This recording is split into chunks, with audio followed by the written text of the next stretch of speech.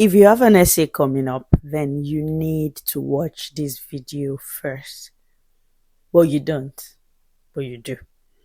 I mean, you do if you want to be quite productive and probably get a distinction and, follow an approach that would make your work seamless, the entire process.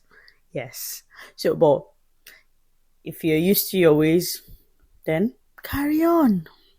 So, this video is going to show you how to structure your essay, how to plan your structure, and how to ace it. And you will write your work without having to rush at the end to meet up with submission or trying to struggle to meet up the 12. You know what's funny to me, right, is your submission is 12 o'clock. And at 11:55, you're still like, oh, where's that reference list? Oh my God, where did I put Bookie at all? Oh my God. That should not be you. But then, jokes apart. So if you are planning your essay, you need to watch this video. This video will tell you how to go about it from start to finish. Let's get in. So, one of the most important piece of resources that your school will give you when you have an essay coming up is your assignment brief. That assignment brief is not just to tell you the question you have to answer. It has everything, all that, including your rubrics, all that you need to get a distinction, to get an average score, and for you to fail. So it has everything that you need. This is a recipe that you cannot ignore. So your assignment brief needs to be read and digested. You need to understand. You need to first decide, what grade do I want to score? Do I want to fail? It's possible. Do I want to pass? Do I want to get a distinction? Now, what type of distinction? So you determine all that by just simply picking up your assignment brief and understanding it. That piece of work should not be ignored. I tell you. Again, you cannot ignore that resources. Assignment brief, don't underestimate it. A lot of people just say it as, it's not just assignment brief. But no, it's not. It's everything you need to pass. I don't know how you have everything you need to pass and you just shove it away. Doesn't make sense. But anyway, so aside that, now there is this thing in the UK, I don't know of other countries, where when you have your assignment coming up, your lecturer would pick a time to solely, or pick a lecture to solely discuss that assignment or coursework.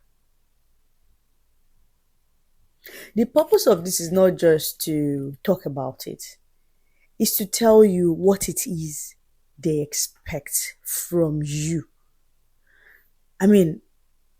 See, I know Nigerian students who are in Nigerian schools right now are like, what? Are you joking? Are you serious? Huh? You mean they tell you the answer you're supposed to write and you still fail? What? Oh yes, they do. And then it's still interesting. Interesting is the word. So that particular class, or whatever class, maybe it's a part of another class where the assignment is being discussed. If you've missed all other classes, you should not miss that class. If anything at all, what I do is I record it on my phone. Now that's because I cannot remember everything. Even if I jot down some bits, it's not the same. So I literally would record the lecturer talking about what it is he or she wants within that coursework. This has worked for me over time. This has worked for me and I've gotten a 95. I'm not joking. That lecturer was like, I want to see this, I want to see that, I want to see this. And you know what I did? I put this, I put that, I put this, and I got a 95. So believe me when I tell you that if you attend that class, you have a very high chance of passing because you've already been told what it is you should put in the work. Now, all that's left for you is not too much. Well, you still need to write your essay, but it's not too much. Now, you have the assignment brief. Go over it again, plus everything that has been said in class. Now, go over that brief again. So, with that brief and the video and the recording from class, then we'll make a structure, a proper structure. Your essay structure is probably one of the easiest because essays are usually like 2,000, 3,000, max 4,000. Well, sometimes we've had like 5,000 words essay, but I mean, oftentimes we have 3,000 words being the most common. So, think you have a 3,000 word essay. I think you already roughly have an idea of what your structure should look like. But let's have a look. So, structure basically means introduction, body, conclusion, but we don't stop there. I know that this is where a lot of people mix things up.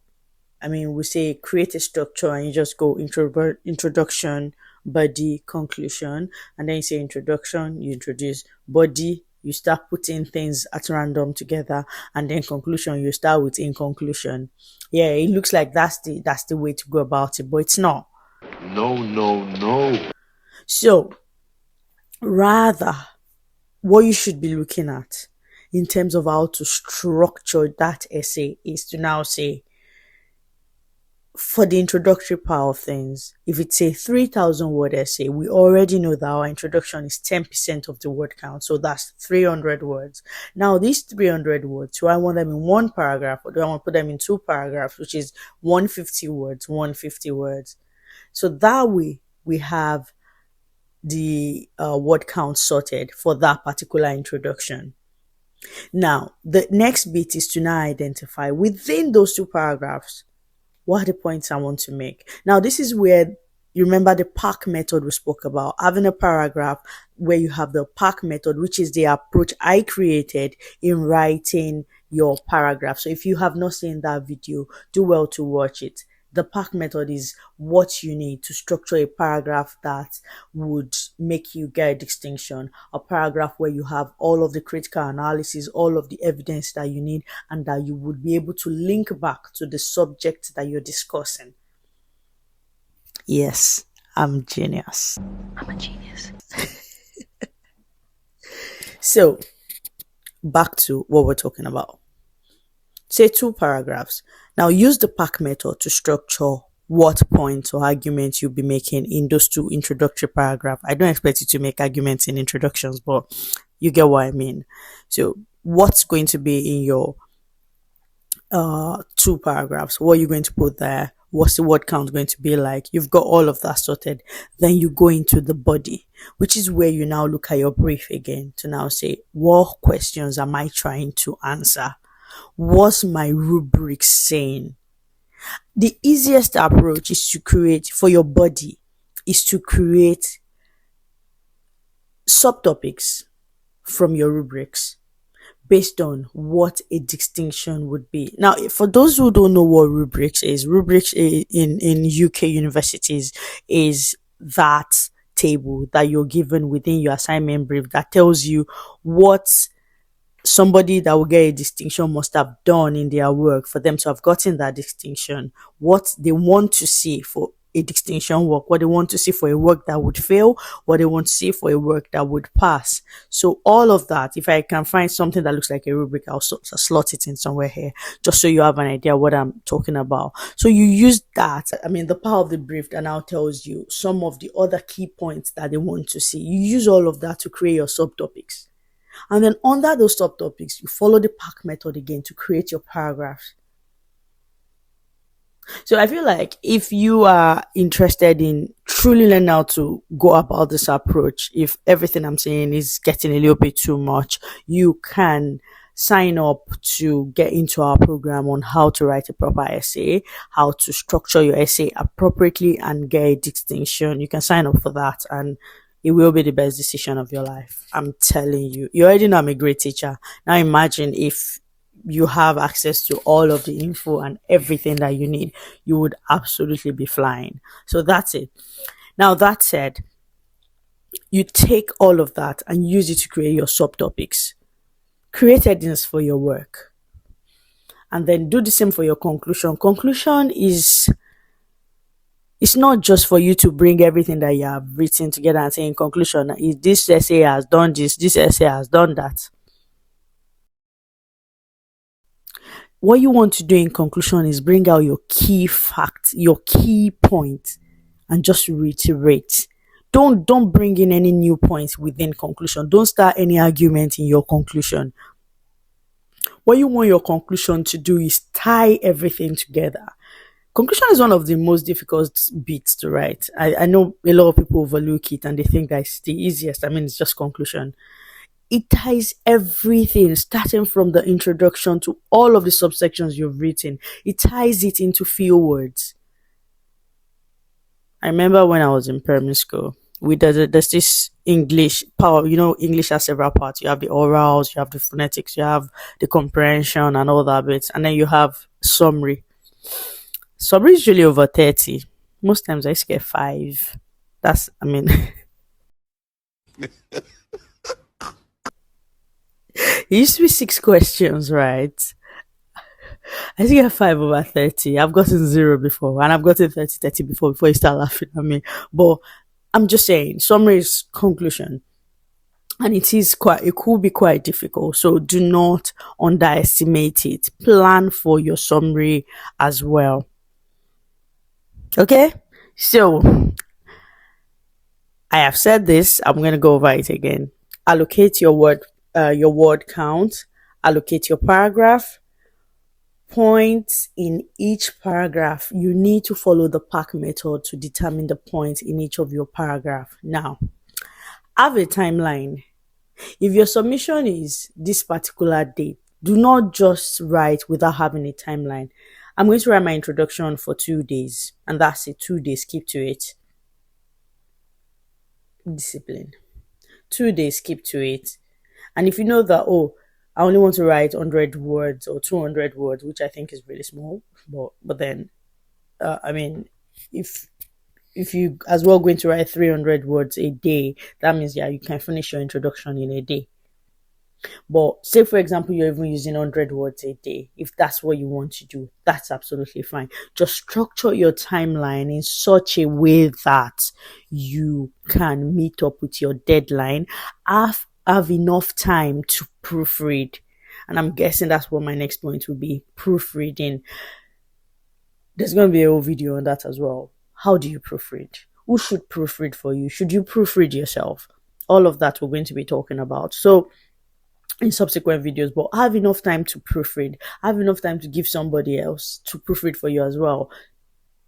Is important. Proofreading can make or mar your work. So yeah, you need to proofread it.